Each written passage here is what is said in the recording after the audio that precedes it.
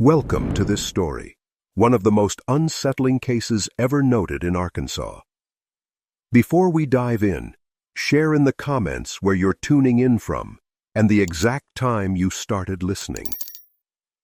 It's always interesting to see the different places and hours of the day or night where these stories reach. In the spring of 1904, in the remote hills of the Ozark foothills of northern Arkansas, a pair of twin siblings arrived in the tiny settlement of Glenridge Hollow. Their names were Amelia Sutter and Adeline Sutter, indistinguishable in appearance and demeanor. They claimed to be orphans displaced by a fire in neighboring Missouri, and they asked the locals to purchase a disused farmhouse for them just outside town. From their first step into Glenridge, their presence drew whispers. The farmhouse, old, creaking, half overgrown, had once belonged to the Ramsey family, whose descendants had long since moved away. Its walls showed signs of age, its garden wild, the well dry. The Sutter twins had little more than a trunk of clothes, an odd ledger, and a cabinet of photo-negatives. They told neighbors they intended to raise livestock, but they never went to town markets to sell produce or livestock. Amelia and Adeline carried themselves with an unnatural stillness. Children in town said they heard the twins speaking to each other in whispers through walls at night. The local preacher, Reverend Hartley, recorded something in his diary.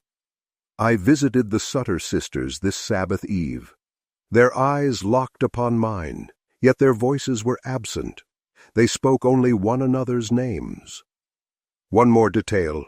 The twins brought with them a peculiar family crest, a stylized pair of entwined serpents, and their initials as A.D., carved into a thin silver plate.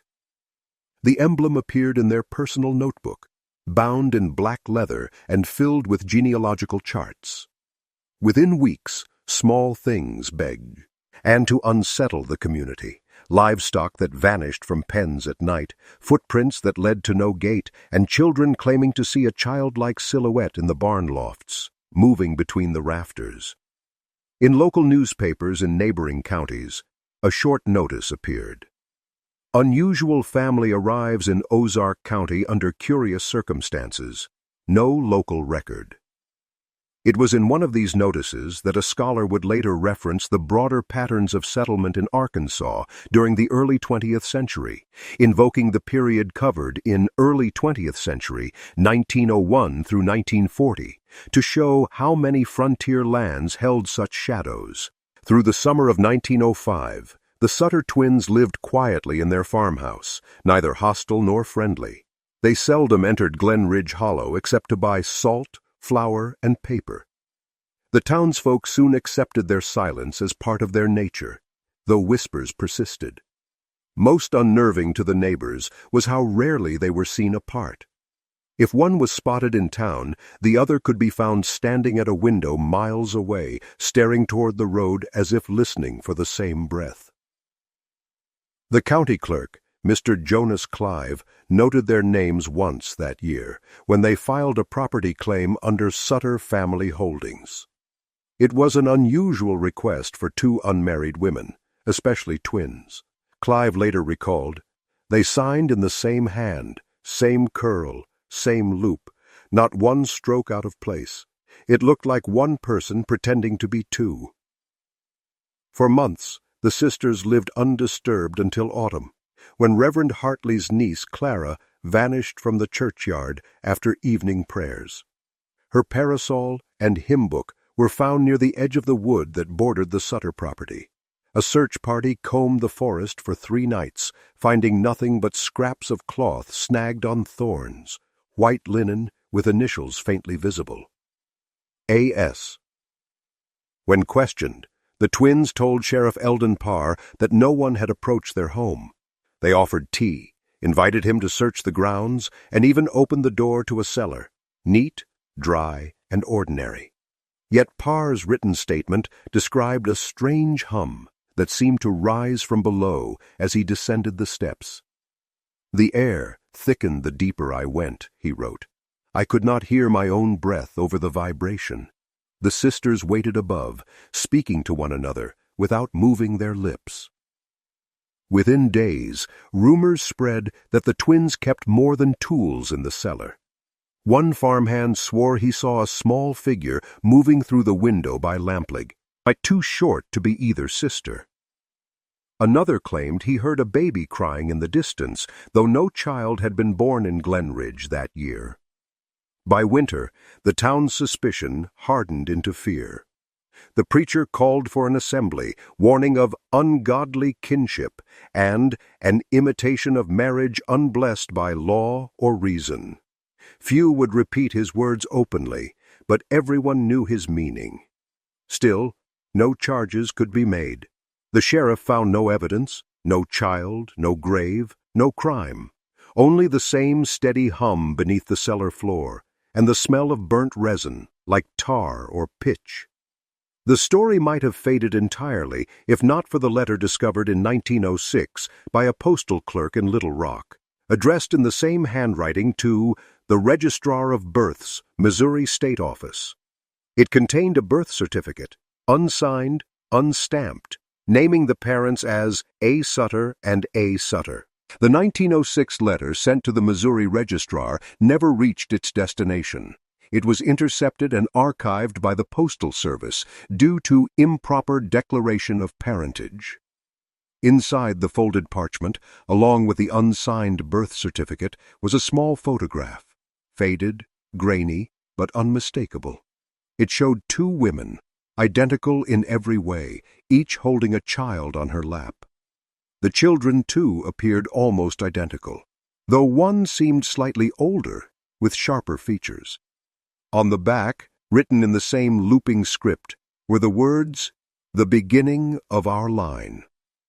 News of the letter reached Sheriff Parr, who made the day-long ride from Glenridge Hollow to retrieve it. When he returned, he brought with him a deputy and a local doctor, Dr. Thaddeus Morrell, to perform what he called an informal inquiry of the Sutter sisters' home. His official report, preserved in the county's dusty archives, described a search that began at dawn and ended before sunset, though not for lack of courage. The twins greeted the men with perfect calm. Amelia poured tea while Adeline stood silent near the door, her gaze fixed on the doctor's bag. The inspection of the house revealed nothing unusual until they reached the rear chamber. There, amid a wall of mirrors and lace curtains, stood two identical cradles, each empty but freshly lined. The sheriff noted the faint scent of camphor, and beneath the rugs, the soft vibration again, the same hum he'd written about months earlier. Dr. Morrell later testified in his notes. The air was strange, static, almost charged. When one sister spoke, the other's chest moved, though no sound came from her lips. The effect was unnatural. Before leaving, Parr asked whether the twins had recently housed an infant. Amelia smiled faintly, saying, "Every family begins somewhere." The following morning, the farmhouse's chimney smoked black against a witty, endless sky. By the time neighbors arrived, the house was locked from the inside. No cries for help, no visible fire, only smoke pouring steadily upward. When Parr broke the door, the interior stood empty. The beds were untouched, the cellar dry, the cradles gone.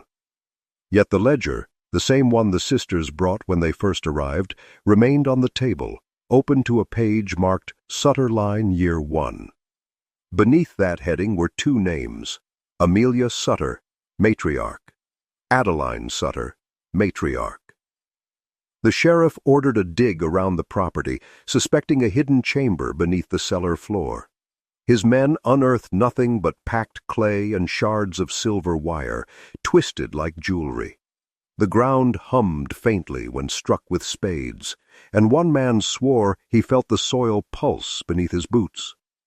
Within weeks, the twins were declared missing. Their property, deemed unfit for habitation, reverted to the county. Reverend Hartley declared from the pulpit, "The Lord permits no union of mirrored souls." But in nearby towns, travelers began reporting sightings. A pair of women fitting the twins' description traveling under a new name, the Sutter Dale family, accompanied by 2 young children with the same gray eyes. By 1907, the Sutter Twins were officially declared persons of interest in a suspected case of unlawful concealment of birth. Yet the law could not catch up to what no one could prove. The Arkansas State Marshal's Office distributed sketches of Amelia and Adeline Sutter, now believed to be traveling with 2 children somewhere near the White River region. Reports trickled in from postmasters and ferry operators. 2 women, dressed alike, polite but distant, paying in silver coins that seemed newly minted though dull with age. It was Sheriff Parr who traced their trail south toward the town of Batesville. There, an innkeeper named Ellen Trigg claimed she rented a room to Mrs. Dale and her sister for 2 nights in late autumn. She remembered the children most clearly. They spoke in whispers, both of them. One would begin a sentence, the other would finish it, like they shared one thought between them. Parr's report ends abruptly after that interview, replaced weeks later by a letter from Dr. Morrell, the physician who had visited the farmhouse.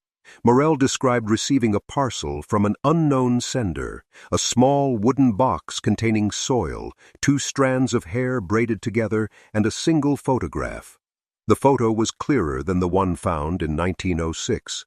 4 faces, 2 women, 2 children, arranged symmetrically as though posed before a mirror.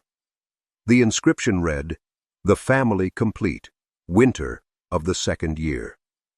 The photograph would later be analyzed by archivists in the Arkansas Historical Commission, who confirmed that its background matched the region near Cotter, along the White River Line, completed in 1904.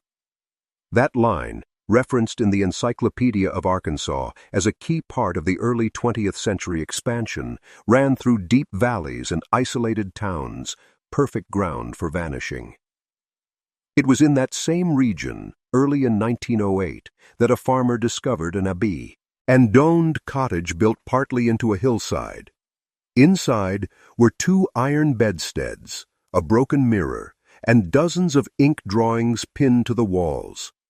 Each drawing depicted a family tree, its branches looping endlessly into itself, every generation bearing the same initials, A.S. and A.D.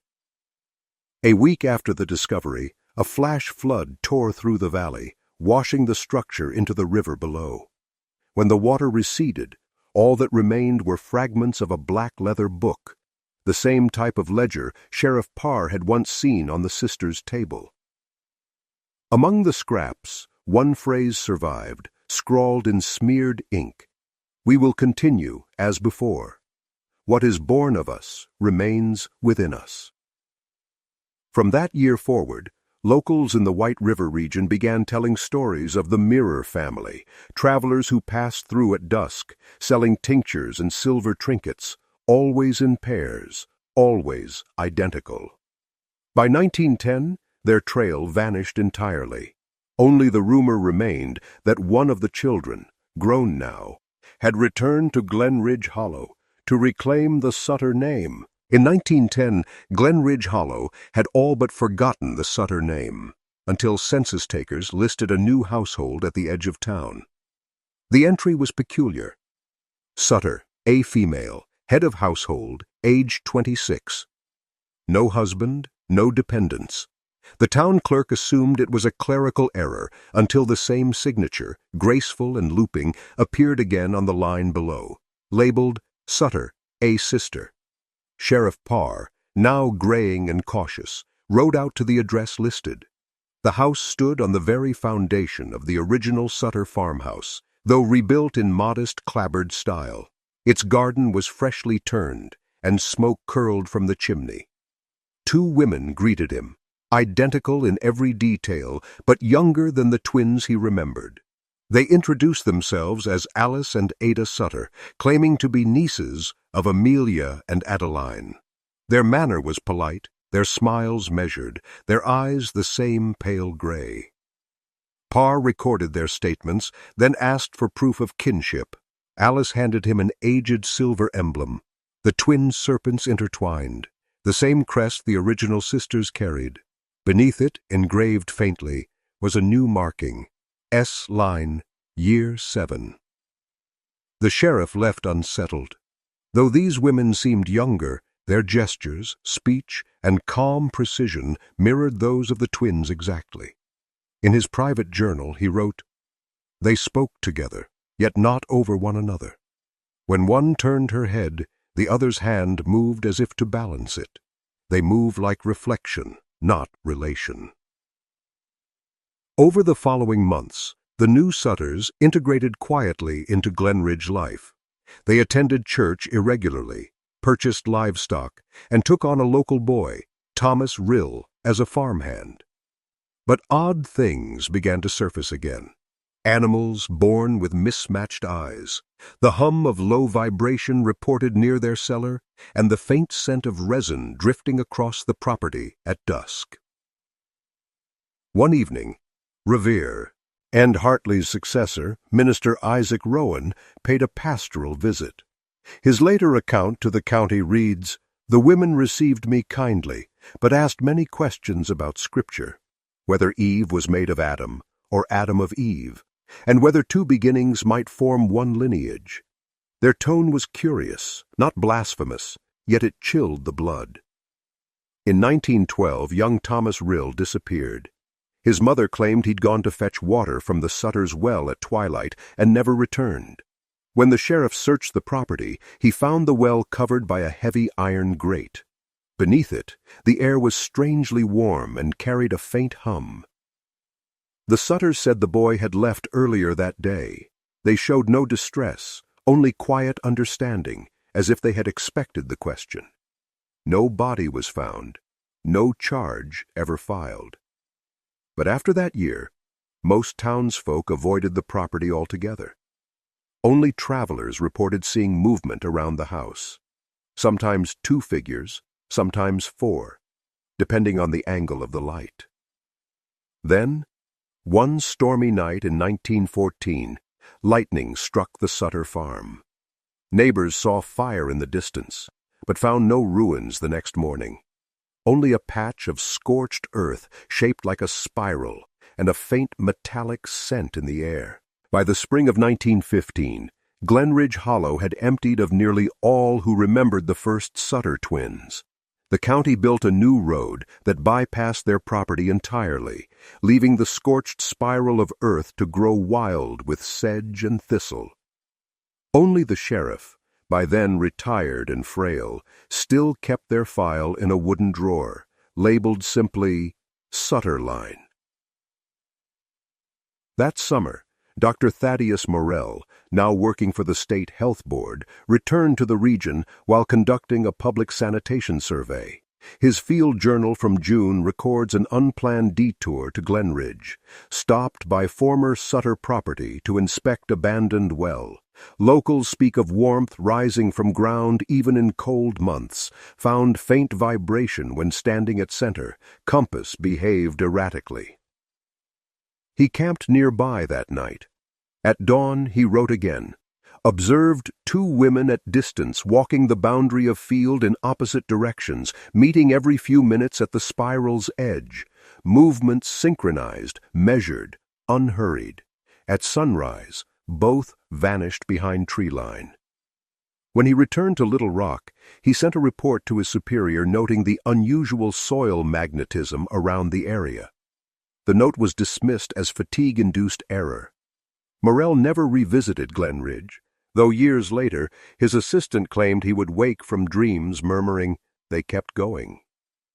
Meanwhile, rumors began spreading southward through Newton and Boone counties, tales of 2 women running a small boarding house under the name S.S. Family Rest.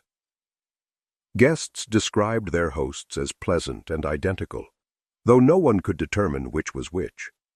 More than one traveler noted children about the place, 2 boys and a girl, pale and gray-eyed, who spoke softly and rarely smiled. A letter, preserved in the Batesville Gazette archives, dated September 1916, described a traveler's experience there. They served breakfast in silence.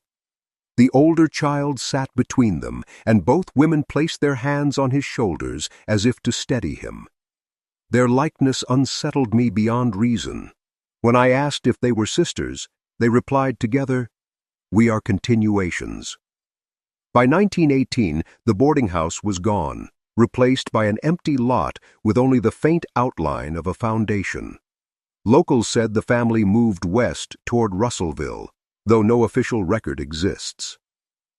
The Encyclopedia of Arkansas notes this period as one of transition, small towns vanishing as railroads and new industries drew people away. In that gap of documentation, the Sutter name disappeared again, swallowed by the shifting landscape. But in 1920, one last entry appeared in the Arkansas Birth Registry, written in a precise, curling hand. Mother, A. Sutter. Father, A. Sutter. Child, unnamed. The clerk who recorded it, Mary Collins, later told a reporter she thought it was a joke or a clerical error, until she noticed the ink shimmered faintly under lamplight, as though freshly written hours after it dried. The ledger remains in county storage to this day, its ink still dark and unaged, the signature perfectly mirrored across both lines. By 1921, the story of the Sutter Twins had slipped into local folklore, carried mostly by traveling merchants and preachers who told it as a cautionary tale about blood that folded in on itself. Yet in small towns along the Arkansas River, quiet rumors persisted. Midwives spoke of newborns with mirrored birthmarks, one on the left wrist, one on the right. And when asked the mothers' names, they always hesitated before replying, "Just Sutter." That same year, a rural physician named Dr. Everett Klein was called to a property near Russellville after reports of a reclusive family living beyond the ridge. His notes, preserved in the Pope County Medical Archives, describe a simple cabin, well kept, with a small garden and smoke curling gently from its chimney. Two women greeted him at the door, identical, calm, wearing plain linen dresses. Klein's report continues. The patient, identified as one of the Sutter women, claimed to be with child.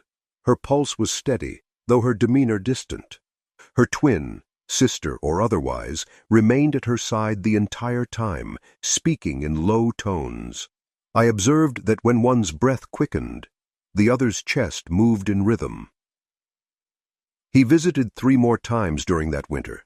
On his final visit in February 1922, the child had been born, a girl, pale and healthy, her eyes the same gray as her mother's.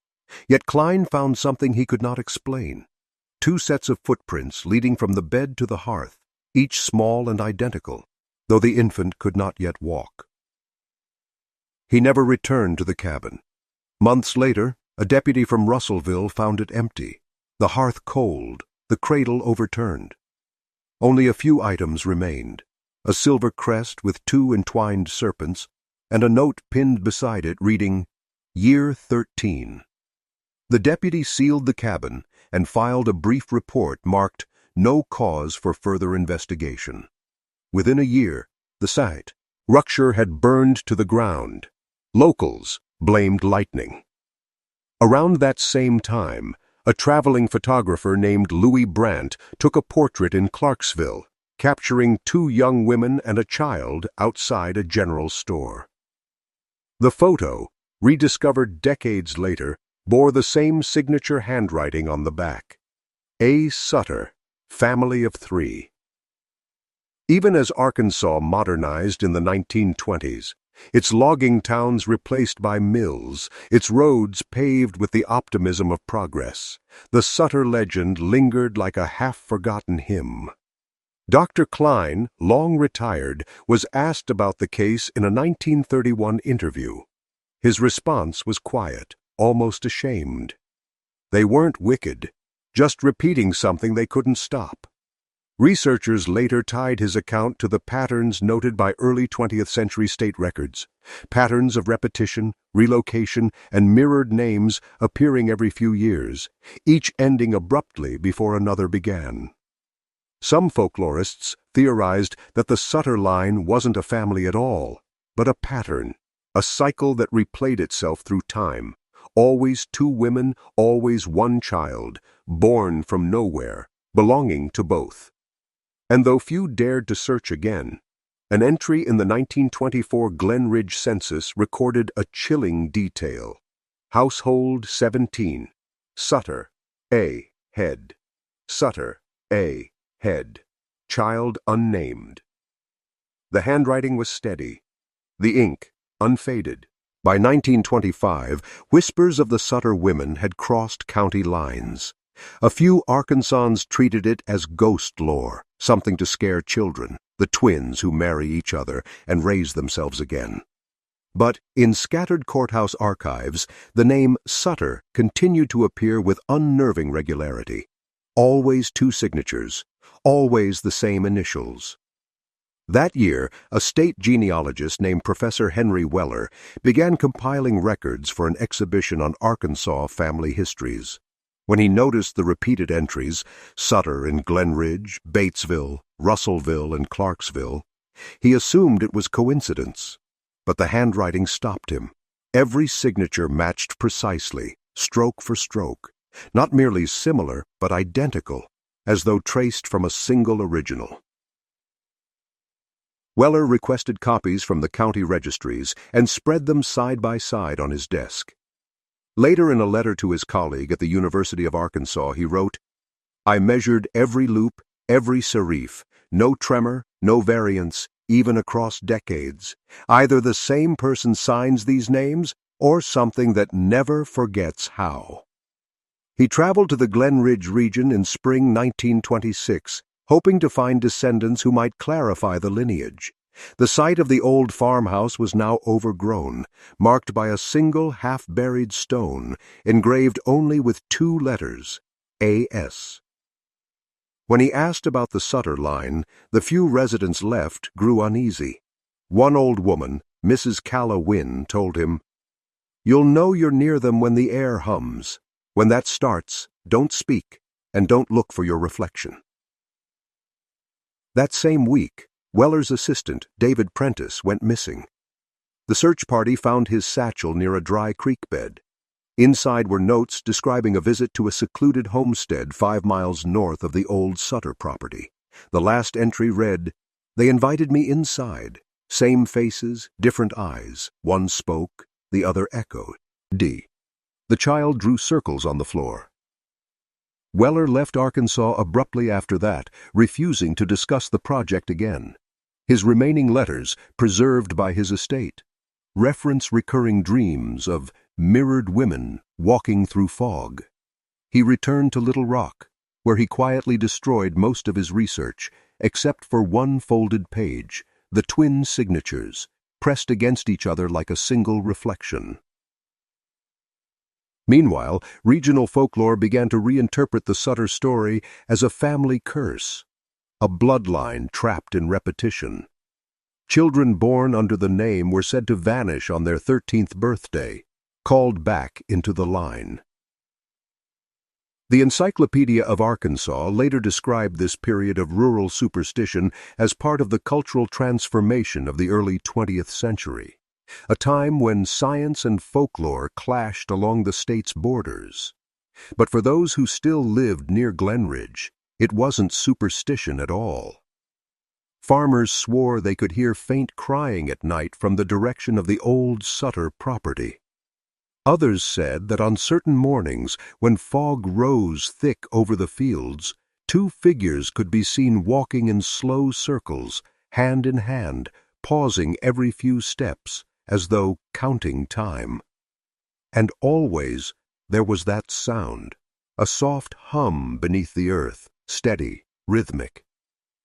11 seconds apart. By 1927, the Sutter story had begun to ripple beyond Arkansas, carried in small-town papers and traveling sermons about the danger of doubling one's own blood, Most dismissed it as frontier superstition, but one man, Dr. Alton Reeves, a psychiatrist from Little Rock, found himself intrigued by its persistence. He believed it wasn't folklore at all, but a case study in genetic delusion, a lineage convinced of its own perfection. Reeves arrived in Newton County that autumn, tracing a trail of records from the census, midwives' ledgers, and birth certificates. Every trail ended the same way. 2 identical women, both listed as mother. His notes, later found in his personal archive, describe a visit to a small settlement west of Jasper, where locals spoke of a secluded home, kept by twin matrons and their silent children. He persuaded a local constable, Hiram Keeley, to guide him to the site. They left before dawn, traveling by mule cart through fog. At noon, they found it. A cabin surrounded by sycamores, smoke rising gently from a chimney. Reeves later wrote, 2 women came to the door, identical in face, differing only in expression. One smiled, the other did not. Between them stood a child, perhaps 10, whose eyes were pale as mist. None blinked as we approached. The conversation was brief. Reeves introduced himself as a physician studying hereditary health.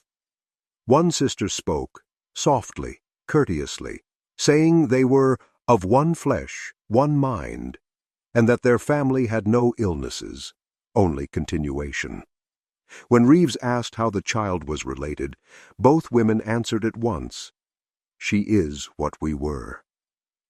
Keeley grew uneasy and stepped back, later claiming that the air around the porch felt thick, like walking through vibration.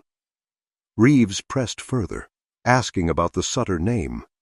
The smiling sister tilted her head and said, "That was the first." They were invited inside. The house was immaculate, its walls lined with hand-drawn genealogical charts, each curling inward in a spiral.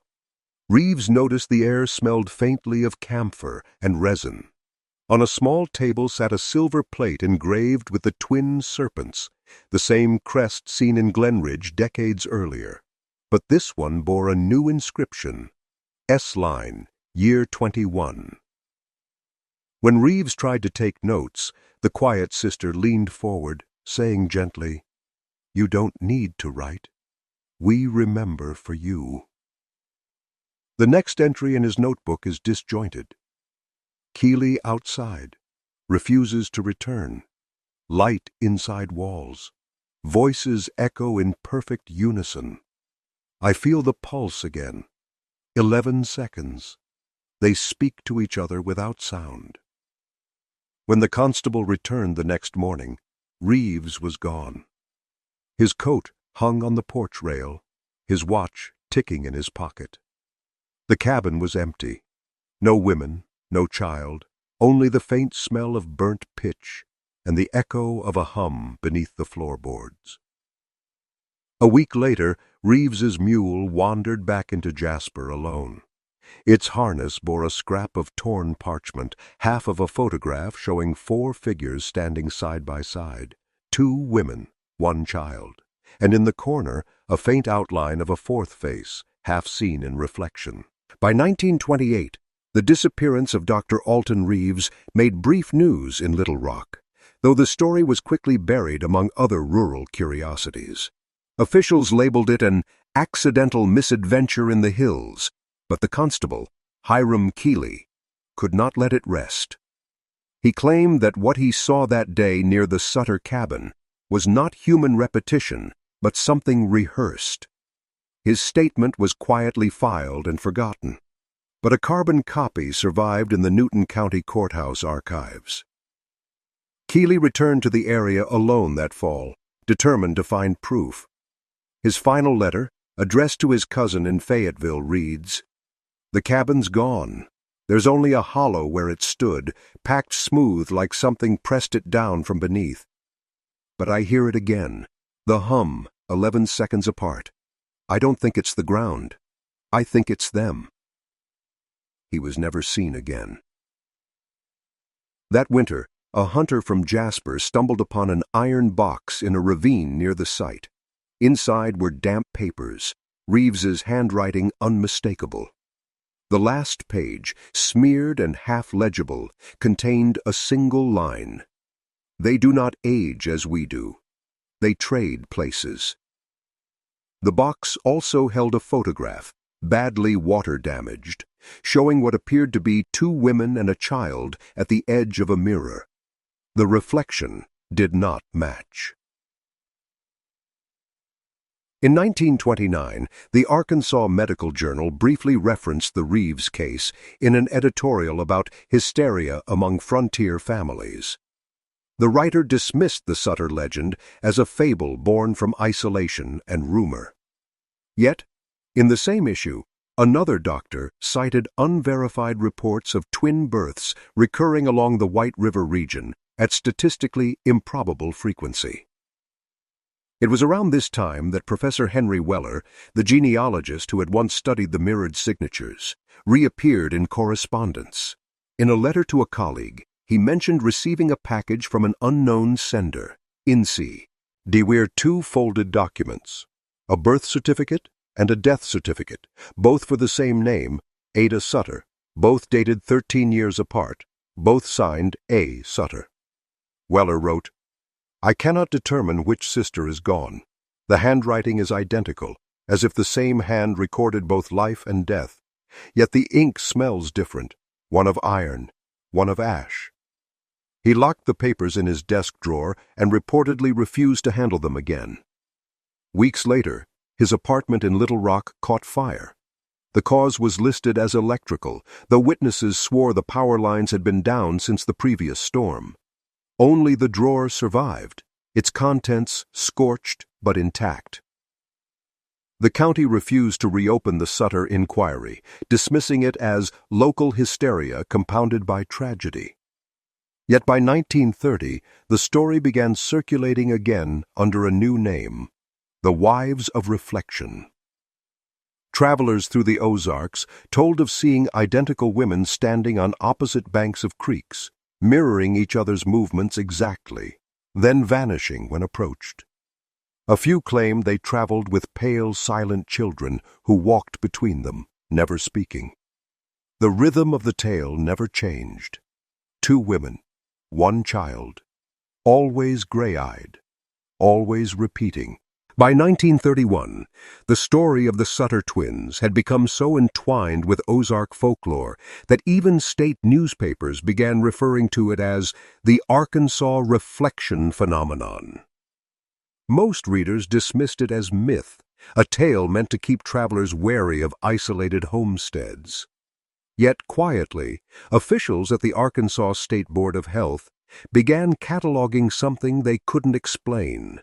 A string of duplicate birth entries filed under the same name in multiple counties. Each record bore identical handwriting, down to the pressure of the pen and the curl of the final letter. The attending physician's name was always absent. When clerks tried to contact the families, the listed addresses no longer existed. That spring, Dr. Miriam Corder, a statistician for the Bureau, traveled to investigate. Her notes reveal she was skeptical at first. "Superstition and bad bookkeeping," she wrote in March. But by June, her tone changed. "These entries are deliberate. Each new name appears 13 years after the last. The ink never fades, and every mother is A. Sutter. Either it's a hoax decades in the making, or something has learned how to rewrite itself." Corder traced the most recent record to a cabin near Marshall, a small town buried in the limestone valleys of north-central Arkansas. There she found two women living quietly with a young girl. The women claimed to be cousins, but the townsfolk whispered otherwise. Corder's diary describes the meeting in unsettling detail. "They welcomed me inside. The air felt heavy, dry, as though underground. They moved with mirrored rhythm. When one lifted the teapot, the other's hand twitched.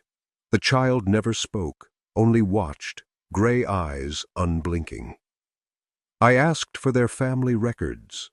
They produced a ledger bound in black leather, embossed with 2 serpents and the words, S Line, year 27. Corder left the next morning, shaken in. Her final report, she wrote that the Sutter family represented an anomaly of genealogy and psychology, a living repetition of heredity, unbroken by death or distance. Weeks later, she disappeared.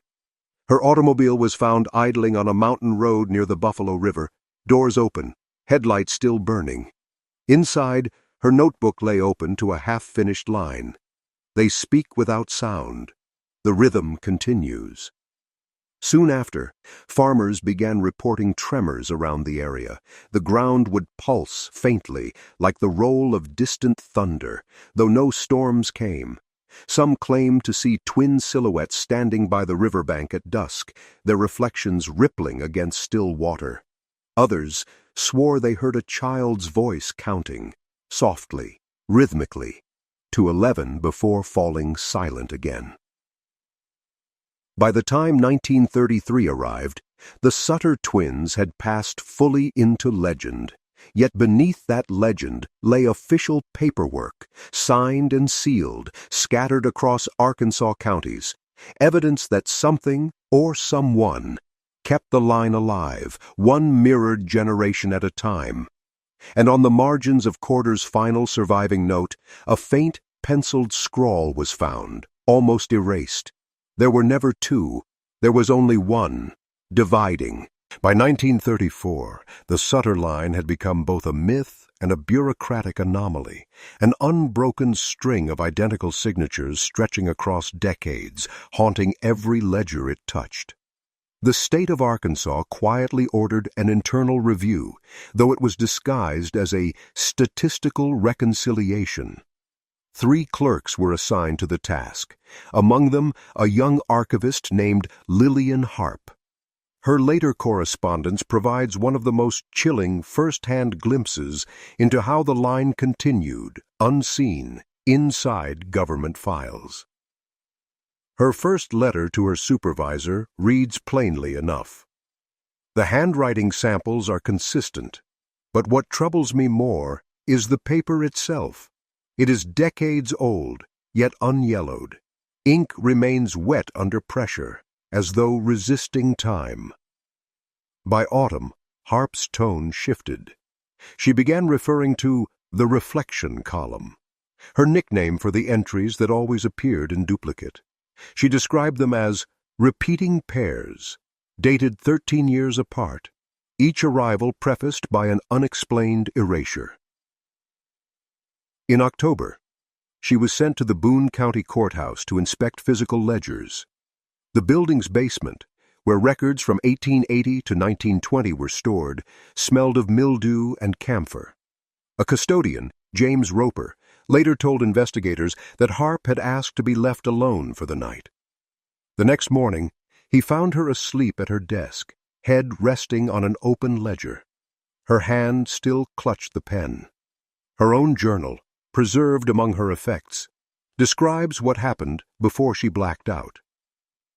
While reviewing births from 1904, I found my own name already entered, dated 1934, with notation, Mother A. Sutter.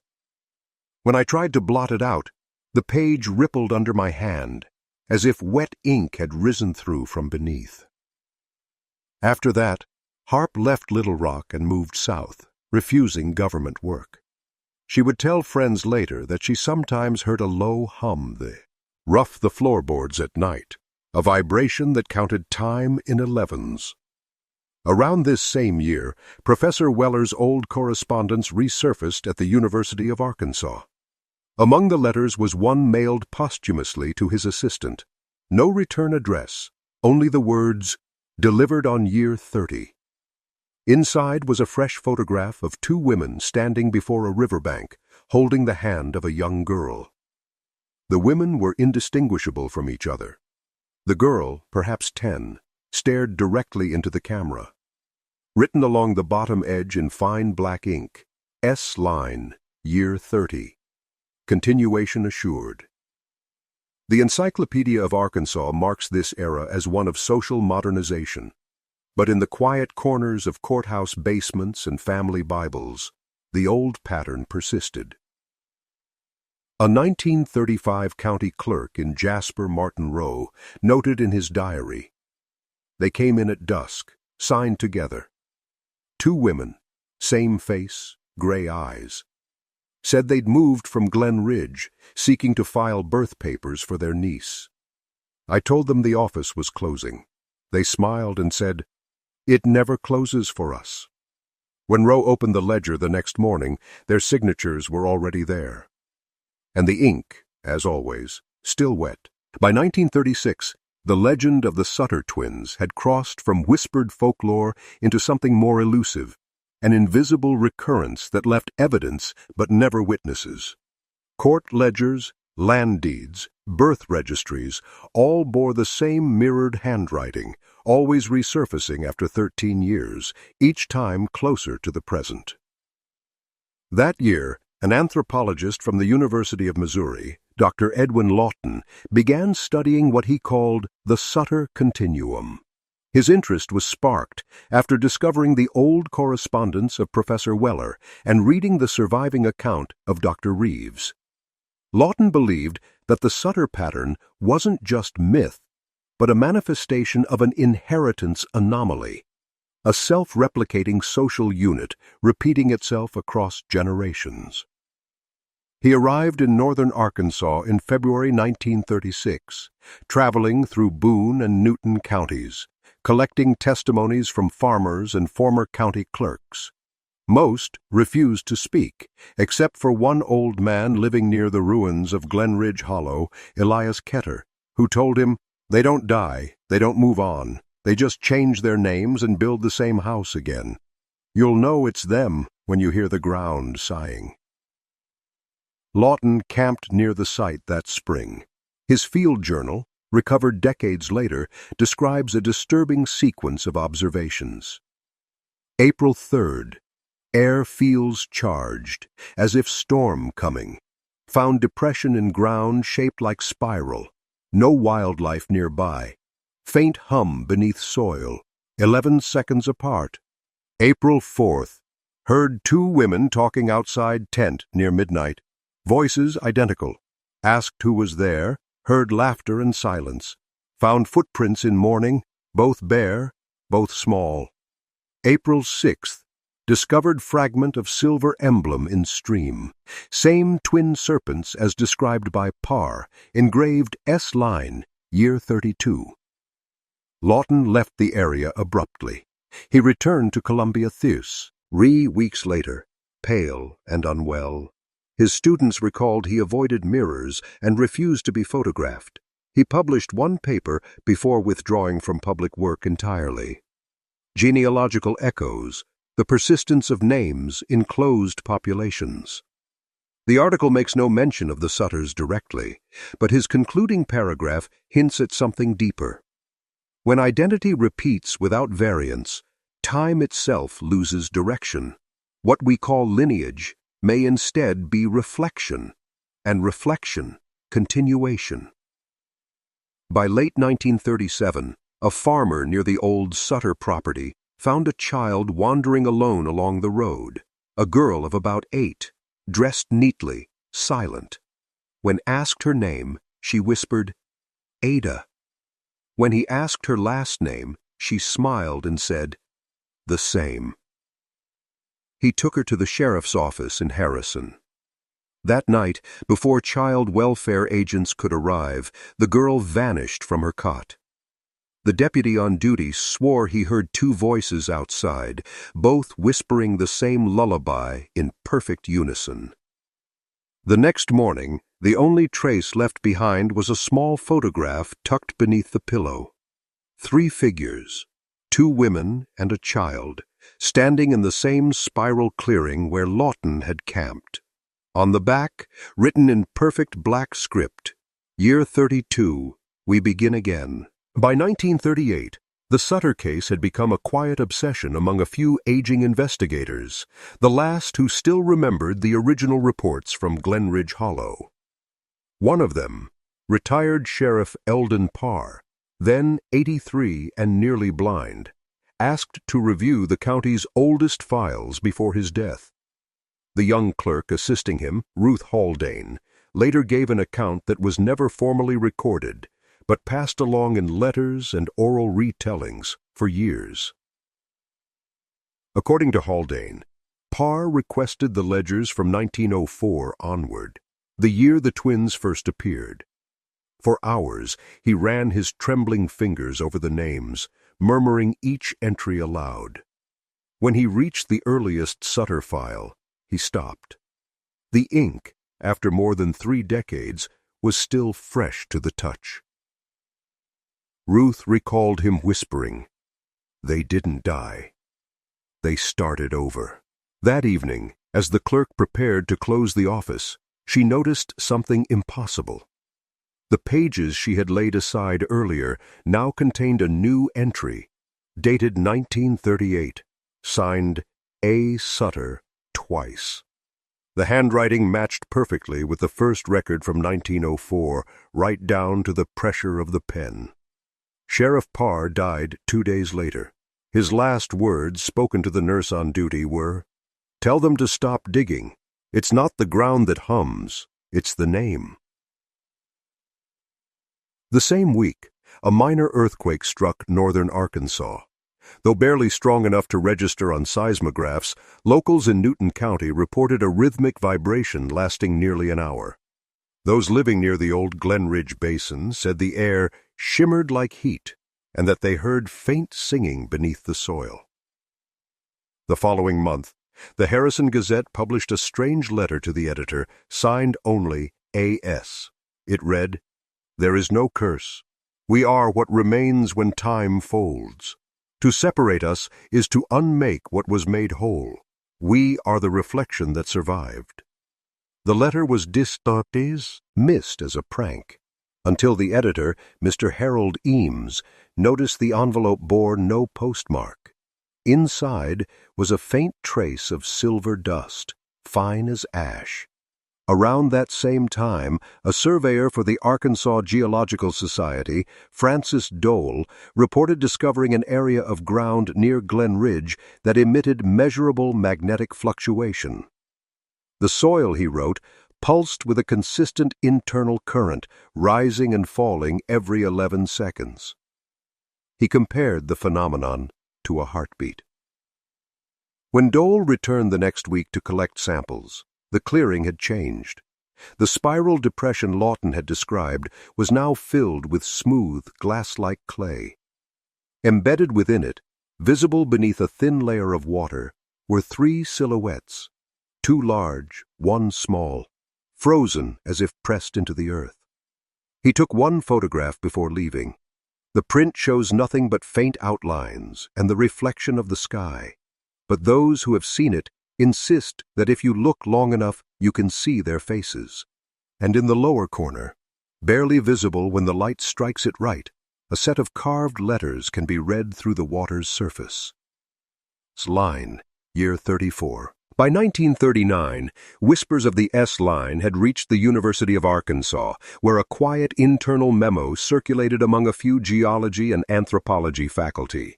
The document marked Restricted Field Observation, Glenridge Hollow, referred to the magnetic anomaly recorded by Francis Dole the previous year, and recommended the area be closed for study due to subsurface instability.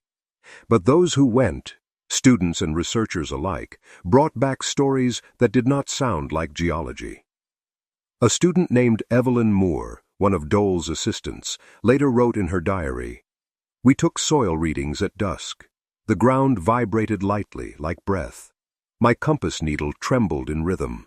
When I bent closer, I heard what sounded like 2 voices, far away but perfectly synchronized, reciting numbers 11 beats apart." The official expedition report omitted those details. Instead, it described minor soil displacement consistent with subsurface gas pockets. Dole refused to sign it. Within months, he resigned his post and left Arkansas entirely. His resignation letter, preserved in the Geological Society's archives, reads, "You can study a fault, but not a repetition. What's under that ground remembers its shape." By early 1940, construction crews extending a rural road east of Glenridge unearthed fragments of metal and charred glass near the basin. One worker, Will Paxton, brought a piece home, a bent silver plate roughly the size of a hand, engraved faintly with two serpents. He gave it to his wife as a trinket. That night, according to neighbors, the couple's farmhouse burned to the ground. Nothing was recovered, but the plate, unscathed, now warped into the faint curve of a mirror. The Harrison Gazette ran a small column. "Strange metal survives blaze. Locals recall Sutter legend."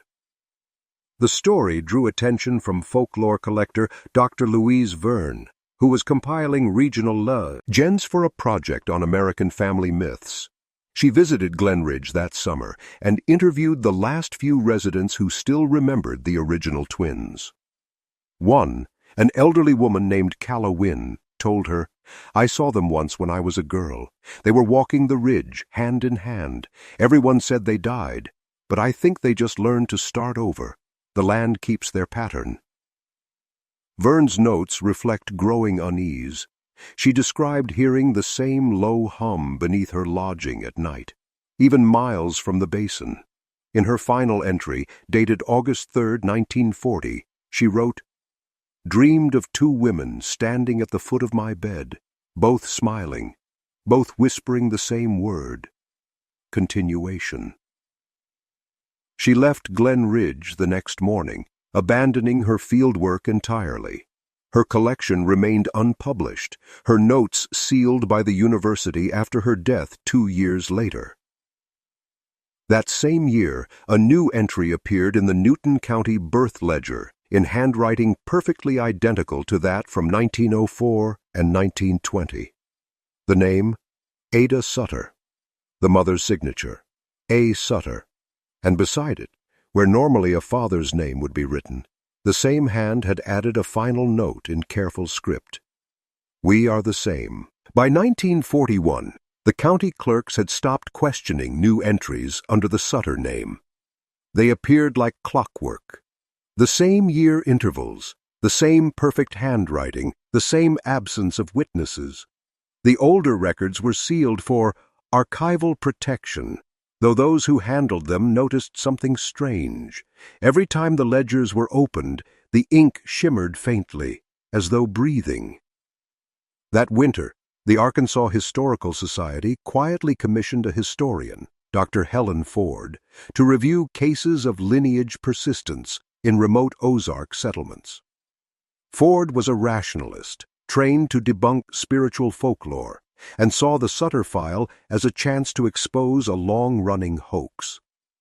Her field diary begins with the tone of a skeptic. A string of forged signatures cannot constitute immortality. At best, this is rural superstition preserved by bureaucracy. But her later notes suggest a shift. She spent 2 weeks interviewing surviving residents near the Glenridge Basin, descendants of those who once feared the twins. One man, Samuel Orr, recalled being a child when the Sutter farmhouse first burned. The ground shook that night, like thunder trapped under the field. Ma said not to look out the window, but I did. I saw 2 figures walking through the smoke, holding something between them. Looked like a cradle. Ford followed the old road to what remained of the property. She described the area in her report. No vegetation grows at the center of the hollow. Soil texture smooth, almost fused. Compass rotation occurs every 11 seconds. The sensation beneath my boots resembles the pulse of low machinery. That evening, she lodged in a nearby farmhouse, the same one where Dr. Louise Verne had stayed a year earlier. In the margin of her journal, Ford recorded what she heard through the walls.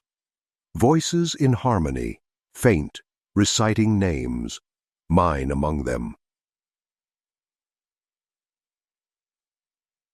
morning, she returned to Little Rock and submitted only part of her findings. Her official summary was short and clinical.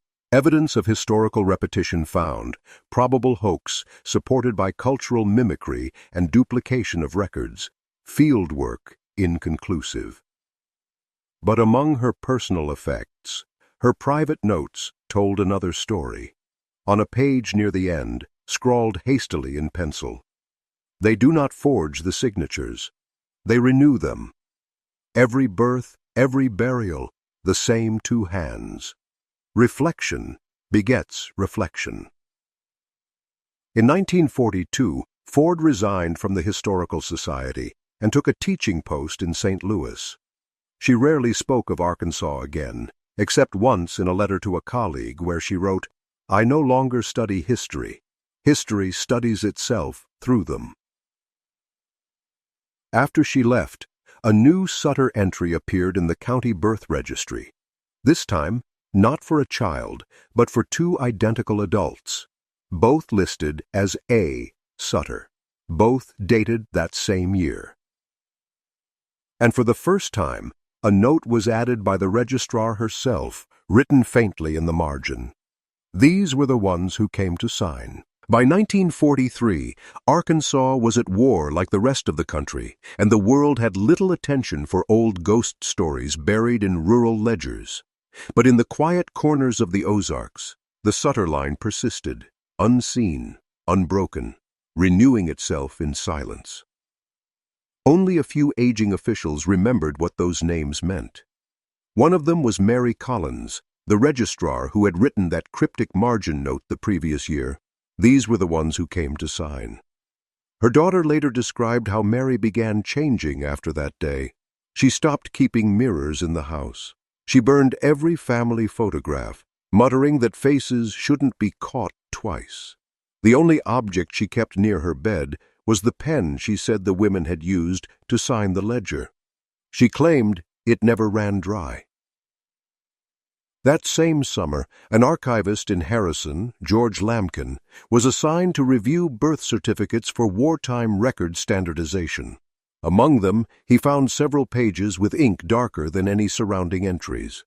The names: Amelia Sutter and Adeline Sutter. Date of filing: 1904, 1920, 1934, and 1942. Lamkin's note to his supervisor was simple. These are the same hand, but not the same person. The pen pressure is reversed, right to left, left to right, as though one were a reflection of the other. 3 days later, Lamkin vanished from his boarding house. His door was locked from the inside. The only thing missing was the page of notes he'd written about the Sutter entries. The landlord said the air in the room smelled faintly of resin and iron. A month after Lamkin's disappearance, the Glenridge Basin stirred again. Local farmers reported the same low vibration that had marked every major Sutter reappearance, a pulse steady at 11-second intervals. Livestock refused to cross the ridge.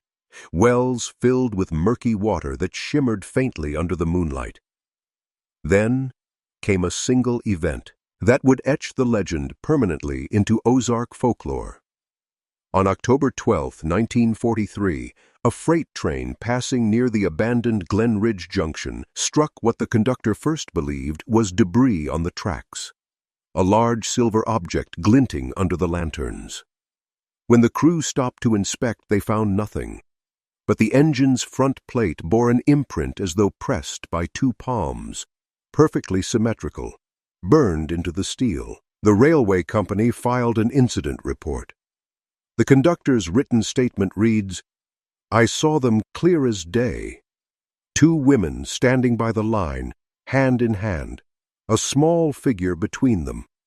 The child turned her head and smiled before they vanished." The Harrison Gazette published the story under the headline, "The Wives of Reflection Return." Readers dismissed it as wartime hysteria, but those living near Glenridge swore the hum beneath the earth grew louder in the following days, rising and falling like waves on unseen water. The final record from that year appeared quietly in the Newton County Ledger. One new entry, the same handwriting, the same name, A. Sutter. But for the first time in 40 years, a line had been added beneath it. Line continues, year 40. By 1944, the last echoes of the Sutter story seemed ready to fade, if not for one final event that sealed its place in Ozark history. In February, a mild tremor rolled through Newton County, strong enough to rattle windows but not damage buildings. The U.S. Geological Survey, reviewing reports afterward, noted a curious pattern. The vibrations had lasted exactly 11 seconds, repeating 3 times, centered near the old Glenridge Basin, a site officially marked on state maps as unstable terrain, no entry. The next morning, the county clerk's office received a parcel with no return address. Inside was a single sheet of paper, its ink still wet. "We have signed again. The ground is ready." The signature was, as always, A. Sutter, twice.